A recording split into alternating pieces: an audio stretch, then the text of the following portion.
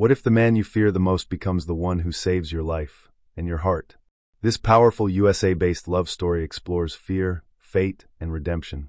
Welcome to Valley of Kindness, where emotional stories reveal how compassion can grow even in the darkest places. Subscribe for stories that heal, inspire, and stay with you forever. The city of Chicago breathed like a restless beast, alive with sirens, neon lights, and secrets buried beneath concrete and rain. Elizabeth Carter walked quickly through the damp streets, her coat pulled tight, her mind heavy with the day's sorrows. As a social worker, she had seen too much pain, abandoned children, broken families, shattered dreams. Yet nothing filled her with more anger than one name whispered in fear across the city: Shadow. To Elizabeth, he was everything wrong with the world: violence, crime, and unchecked power. She blamed men like him for the suffering she spent her life trying to undo. That night, as thunder rolled overhead, she had no idea her path was about to collide with the very darkness she despised, changing her life forever.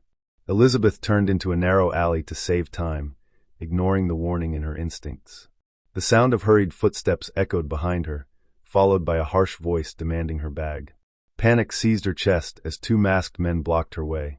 Her heart pounded violently, and for a split second, she thought this was how it would end: another victim swallowed by the city.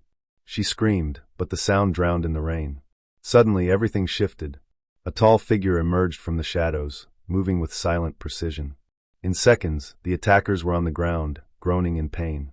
Elizabeth stared, frozen, as the stranger stood between her and danger. When he turned, the streetlight revealed sharp features and cold, unreadable eyes. She recognized him instantly. Shadow. The man she hated had just saved her life. Elizabeth's fear quickly turned into fury.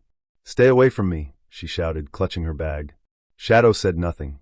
He simply nodded once and stepped back, disappearing into the darkness as if he had never existed. Trembling, Elizabeth stumbled home, her mind racing. She told herself it meant nothing. Criminals sometimes stopped other criminals, after all. Yet sleep refused to come. Every time she closed her eyes, she saw his calm expression, not cruel or mocking, but strangely restrained. It unsettled her. Over the next few days, she tried to forget the encounter, burying herself in work. But fate had other plans. On a crowded subway platform, she felt a familiar presence. Turning, she saw Shadow standing a few feet away, hands in his pockets, eyes fixed forward. He didn't speak. He didn't approach. Still, his presence alone made her pulse race. Elizabeth began noticing things that didn't fit the monster she had imagined. At a community fundraiser, she discovered a mysterious anonymous donor had covered the entire cost of the shelter's renovations. The handwriting on the check looked eerily familiar. When she confronted Shadow outside the building, anger flared in her voice. "Is this some kind of joke?" she demanded. He met her gaze calmly. "People need a place to sleep," he replied simply. "No threats. No arrogance. Just facts." That night, Elizabeth walked home confused, her beliefs cracking under the weight of reality. She wanted to hate him, wanted him to remain the villain her world made sense around. But kindness, when real, is impossible to ignore. It lingers, challenging even the strongest convictions. As days turned into weeks, their encounters became strangely routine. Sometimes Shadow appeared only to ensure she reached home safely, always keeping his distance. Other times, he vanished for days, leaving Elizabeth oddly unsettled. She began asking questions she never thought she would ask. Who was he before becoming Shadow? What twisted path led him here? Late one evening, as she worked alone at the shelter, a group of men arrived looking for trouble. Fear returned instantly, but so did Shadow. He stood in the doorway like a silent warning, and the men quickly left. Afterward, Elizabeth finally spoke without anger. "Why do you keep helping me?" she asked. Shadow hesitated, then answered quietly, "Because someone once helped me when I didn't deserve it." Those words echoed in her heart long after he left. Elizabeth found herself remembering that sentence during her quiet moments. It didn't erase his crimes or the harm associated with his name, but it humanized him in a way she wasn't prepared for. She began noticing the exhaustion behind his eyes, the loneliness hidden beneath his control. One rainy night, trapped by a sudden storm, she offered him coffee under the shelter's awning. He accepted, standing awkwardly beside her. They spoke about small things: the city, the weather, the noise. It was strangely normal. When he told her his real name, Daniel, it felt like a fragile gift. She didn't smile, but something warm settled in her chest. For the first time, Elizabeth realized she wasn't just afraid of Shadow anymore. She was afraid of what her changing feelings meant. The city watched silently as two broken worlds edged closer together. Elizabeth struggled with guilt, torn between her principles and her growing empathy. She reminded herself daily of the victims, of the damage caused by men like him. Yet each time she saw Daniel help without recognition, protect without reward, her certainty weakened. One night, she admitted the truth to herself. The man she hated wasn't entirely evil. That realization frightened her more than the alley ever had. Because if Shadow wasn't pure darkness, then the world wasn't as simple as she believed. And if kindness could live inside him, then love, dangerous, intense, and undeniable, might not be far behind. Unknowingly, Elizabeth had stepped onto a path where fear would slowly transform into trust, and hatred into something far more powerful.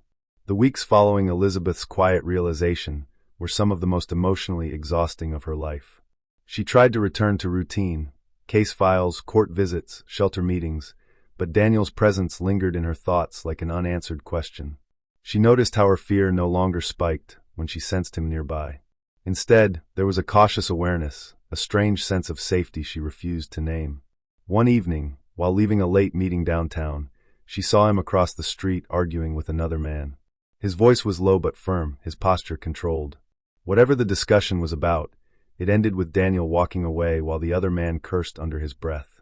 Elizabeth should have turned and left, but something rooted her in place. When Daniel noticed her, surprise flickered briefly across his face. He asked if she was all right. She nodded, and in that moment, the distance between them felt thinner than ever before. Elizabeth began to learn pieces of Daniel's world, not through grand confessions, but through quiet observations. She saw how people in certain neighborhoods respected him, not with blind fear alone, but with something closer to loyalty. Mothers greeted him cautiously, shop owners nodded in acknowledgement, and kids watched him with wide, curious eyes. He never lingered, never accepted praise. When she asked him why he stayed in a life that constantly threatened to destroy him, he didn't answer immediately. They were sitting on a bench near Lake Michigan, the city lights reflecting on the dark water. Finally, he said he didn't know how to leave without abandoning people who depended on him. Elizabeth understood that feeling more than she wanted to admit. She too stayed in broken systems because walking away felt like betrayal. The turning point came unexpectedly. Elizabeth received anonymous threats after submitting evidence against a trafficking network tied to several powerful figures. The police offered protection, but resources were stretched thin. Daniel found out anyway. His reaction was immediate and frightening in its intensity. He insisted she stay somewhere safe, somewhere he controlled. Elizabeth resisted, anger flaring. She refused to become dependent on him or feel trapped. The argument was sharp, raw, stripping away politeness. Finally, Daniel stepped back, his voice steady but heavy. He told her he wouldn't force her, but he wouldn't forgive himself if anything happened to her. That night, Elizabeth realized how deeply he cared, not possessively but protectively. It scared her because it mattered. Danger closed in faster than anyone expected. One night, as Elizabeth left the shelter, a car slowed beside her. Before she could react, hands grabbed her, pulling her toward the open door. Panic surged, but the car never moved. Daniel appeared out of nowhere, dragging one attacker out and slamming him into the pavement. Sirens wailed in the distance as the remaining men fled. Elizabeth collapsed against the wall, shaking. Daniel knelt in front of her, his tough exterior cracking as he checked her for injuries. She grabbed his jacket, tears spilling freely, and for the first time, she didn't push him away. She let him hold her while the city roared around them, indifferent to their fragile moment. After that night, nothing could return to what it had been. Elizabeth stayed at a small apartment Daniel kept untouched, almost empty, as if he had never planned to live long enough to need comfort. Their days were tense but quiet. They talked more about childhood, regret, fear. Daniel told her about growing up in foster homes, about learning early that power was the only language that kept you alive. Elizabeth shared her own wounds, the reason she chose social work, the people she failed to save. In each other, they found understanding without judgment. Trust grew slowly, cautiously, like something too precious to rush. Love didn't arrive in a dramatic confession. It crept in through shared silences, through the way Daniel always stood slightly in front of her when they walked, through the way Elizabeth reached for him without thinking. One evening, standing on the Brooklyn Bridge during a rare trip east, Elizabeth finally spoke the truth. She told him she loved him, not the legend, not the fear, but the man who chose kindness when cruelty was easier. Daniel didn't respond right away. When he did, his voice broke as he said loving her made him want a future he never believed he deserved. Daniel made a choice that would cost him everything he once controlled. He dismantled his operations, handed over information to protect those under him, and stepped away from the shadows. It wasn't clean or easy, and danger followed for a long time. But Elizabeth stood beside him through it all. Together, they built a quieter life, one grounded in honesty, redemption, and hard-earned peace. Their love wasn't perfect, but it was real.